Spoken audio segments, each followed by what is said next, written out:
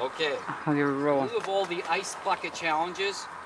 My daughter and son-in-law, Mike and Misty Clausen, and my little grandkids, Seth and Isaiah, have challenged me to do an ice bucket competition here. So we thought we would switch it up a little bit and do it with slime and ice.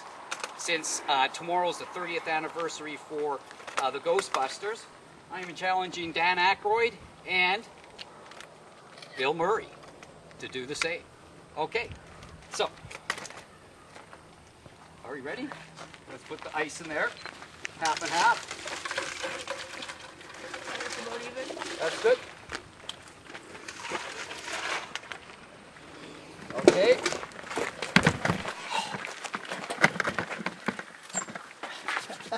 Okay, remember, right over the head on the count of 3, right? Yep. At the same time, ready?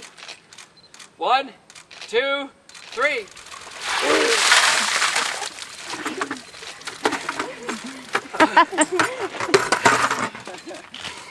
Wonderful. Oh, I got wishes. Very cold, very wet.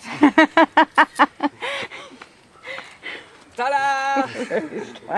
I'm guessing we didn't bring any towels. I guess not.